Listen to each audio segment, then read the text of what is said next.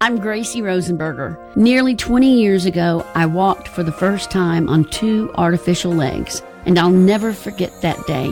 That day, I not only walked, but I happened to see a documentary about Princess Diana's work with amputees in Southeast Asia. Watching her with people who now looked just like me, I knew in my heart God was calling me to reach fellow amputees with practical help through prosthetic limbs and the life-changing message of the gospel. Since 2005, we've done just that through Standing with Hope. It's the Evangelical Prosthetic Limb Outreach my husband Peter and I founded. By training and equipping local workers in developing countries, we are changing lives one leg at a time. We also collect used limbs, and we work with inmates at a local prison. They volunteer to disassemble the limbs in order to recycle the usable parts. A woman with a broken body working with broken lives in a prison to reach other broken lives in order to point to the one who was broken for us. That's what's happening every day at Standing with Hope, and we invite you to participate with us. Go to standingwithhope.com, please, and learn how you can get involved. I'm Gracie Rosenberger, and by God's grace, I am Standing with Hope. For more information, visit standingwithhope.com.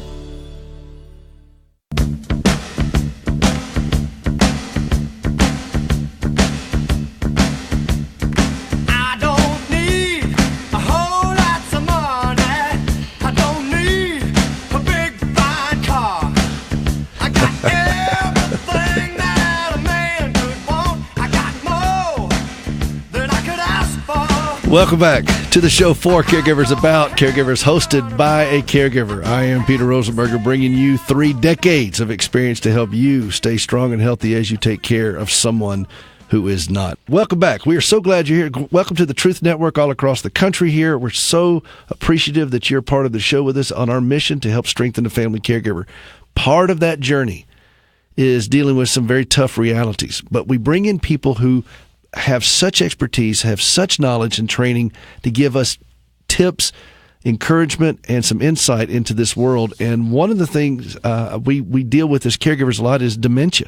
A lot of folks, in fact, after church today, I went to visit some friends of mine, and he's dealing with this, and it's a very, very tough situation for his wife. And I could just see the weariness on her face there. And so I'm grateful that Tracey Maxfield is here. She's an RN. She's a dementia consultant, educator, advocate with 35 years of experience working with dementia populations in the UK and Canada.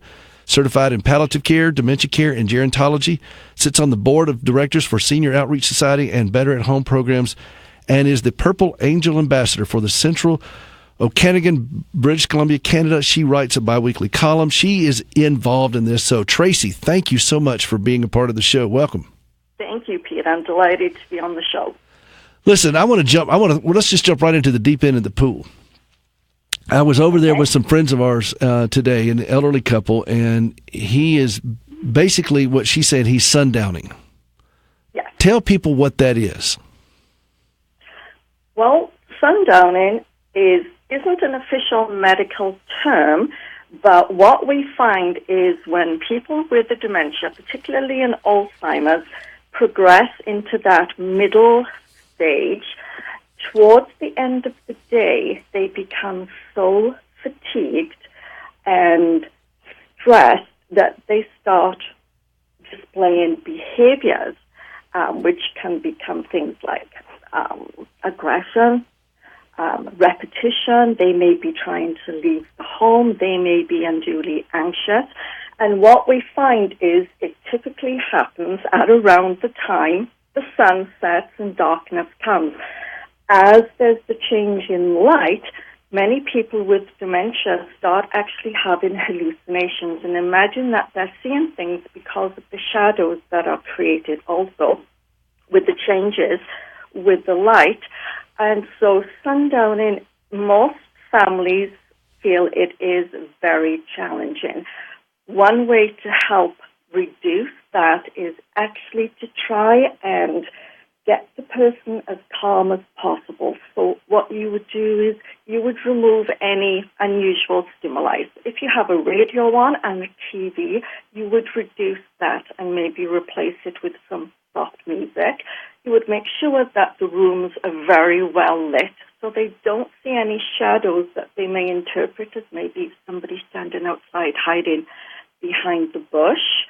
Another good thing is if they are feeling very anxious and they want to go for a walk, then go with them and allow them to expend some of that energy. But usually if they've done so many activities in the day to try and keep them occupied and busy, and they may have met a number of people, and we know that when a person with dementia has to engage with lots of different people and they want to try and appear as if everything is okay, it's actually quite mentally exhausting for them. And so they have a physical and an emotional fatigue. And so if it's not, they want to go and have a walk, then accompany them. Distract them, talk about pleasant memories, fun times, allow them to have a bit of exercise and fresh air, and that may actually help them kind of allay their anxiety and settle back down. The more you try and fight what they're wanting to do, the more anxious and agitated they become. So another option is to maybe, let's play cards, or let's watch an old movie, or come and help me wash the dishes. Just something that will distract them from whatever it is that's on their mind that caused this change of behavior. Well, and see, this is right here in front of my mind today because I just left these dear friends home just a few hours ago.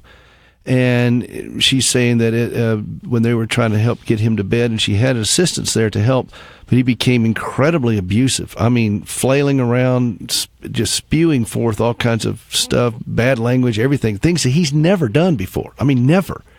And you could just see the crushing hurt on her face as she was looking at a face that she's loved for a lifetime, hearing a voice that has cared for her for a lifetime, and now all of a sudden it's like a different person. And it's just heartbreaking to her. And so these are great tips. I mean, I'm writing this down as you say this, and I'm going to put this out on a podcast and blog post, and I'm going to make sure she hears this a little bit later if she's not listening now. I'd ask her to listen to the show today. I told her we're going to be talking about this, so I hope she can, but you never know when she's dealing with the stuff she's dealing with. But this is a heartbreaking thing, isn't it, Tracey? It is, and what we're finding is that it's as difficult as it is, it's not the person. It's not your husband that's actually saying that to you. It's the disease that has taken over the brain. And depending on the areas of the brain where the Alzheimer's has traveled to, if you want, if it goes to the frontal and temporal lobes, those are the areas that control inhibitions and social behaviors. And so Alzheimer's, I would say a great majority of them do have some kind of temporal frontal lobe involvement. And what they say is so absolutely horrendous. It's hurtful. It's horrible. It's gut-wrenching. But it's not them. It's their fear and anxiety. Obviously, when they were putting him to bed, he may have been extremely tired. He may have been thirsty or hungry. He may have been in a little bit of discomfort. And he may not be understanding who all these people are that are coming to help him. And so typically as adults, we have that inherent fight, flight, fright response. And we're going to protect ourselves because everything's confusing. I don't want to go to bed, but these people are coming and they're trying to get me to sit down, and then they're lifting my legs, and then they're trying to change me. And I'm wanting them to get the hell out of here and leave me alone. And the only way they can express it is just with a volatile of profanity that is directed at the wife, but it's not him.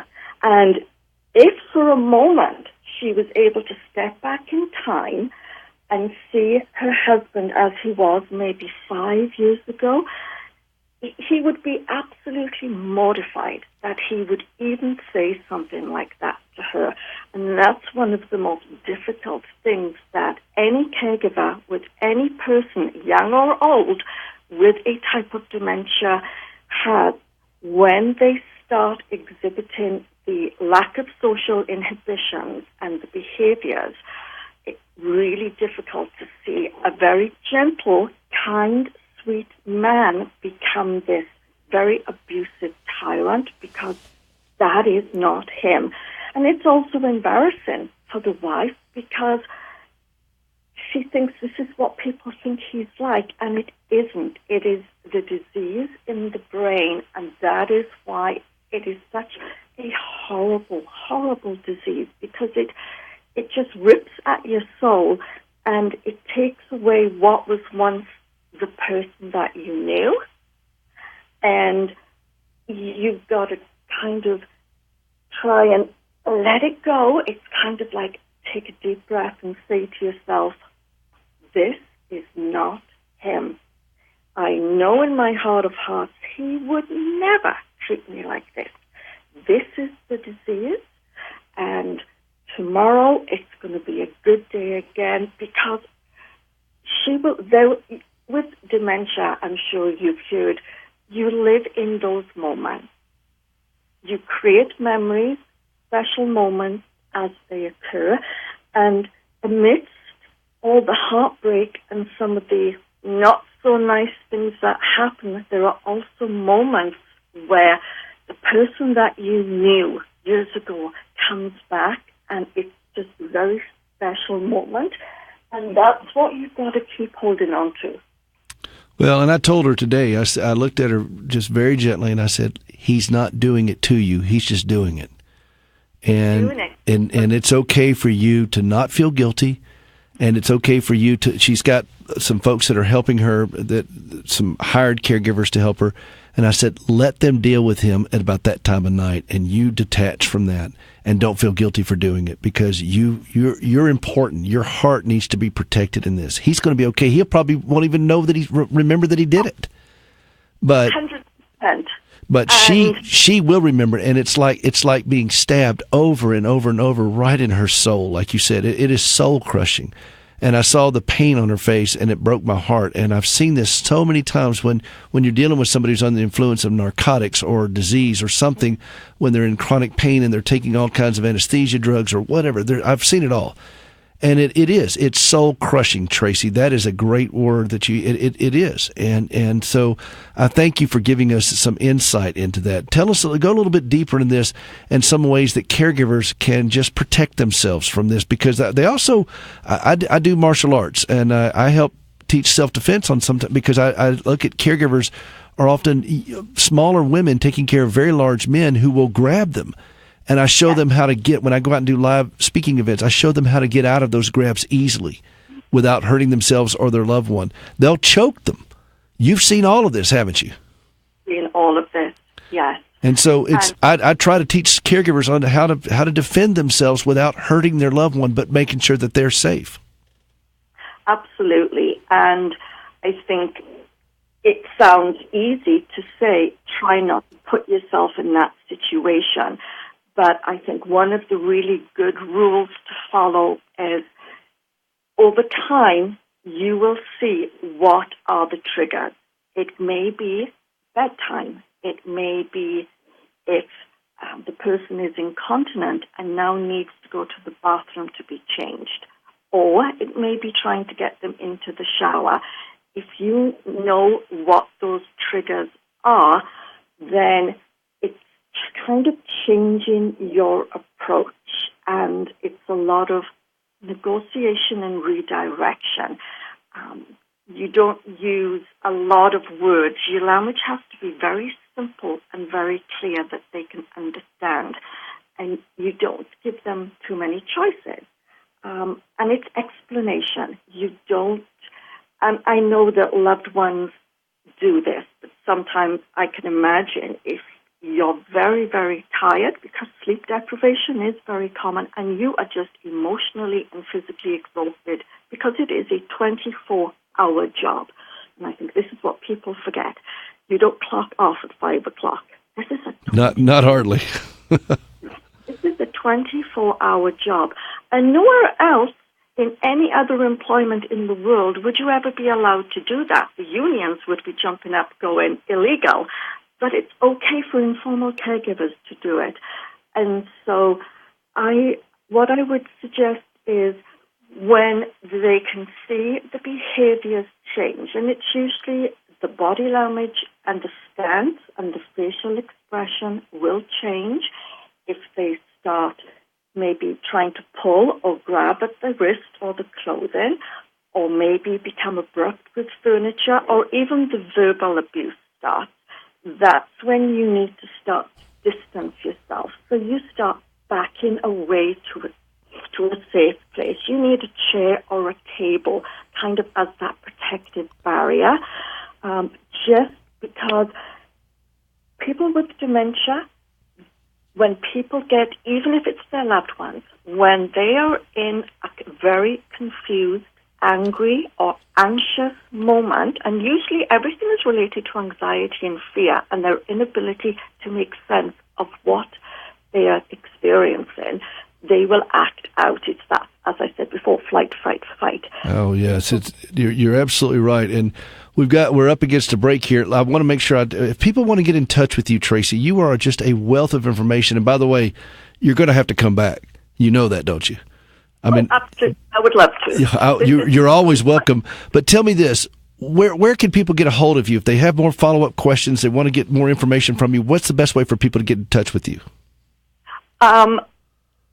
I have an email, infirmier@outlook.com, and I know that Samantha has that, and so certainly if you want to put it up on Facebook and up on your website. I'll be glad to do that. Is that the best way to do that? That would be the best way. Certainly I have a telephone number that they can also put up, but given that I am in Canada and people are in the States, certainly I don't expect them to pay for long distance calls. That's all. We'll figure all that out with you. But I'm going to put this out on the blog post later on tonight, tomorrow, and people will have access to this, because I think what you offer, Tracey, is so just magnificently helpful. And the people really are struggling with this. And here you come in here with just this gentle voice of authority that is so welcome and so appreciated. So thank you so much, Tracey. Thank you. It's been a pleasure. Tracey, she understands this world. You hear that now. You hear that in her voice and what she's offering. And I know that there are people listening right now across the country on the Truth Network here in 1510 WLAC and then streaming in iHeart. This is what we're about here at this show. 800-688-9522, 800-688-9522 if you want to be on the show. We're so glad you are. This is Peter Rosenberger. This is the nation's #1 show for the family caregiver, and go to caregiverswithhope.com for more. We'll be right back for the close-up.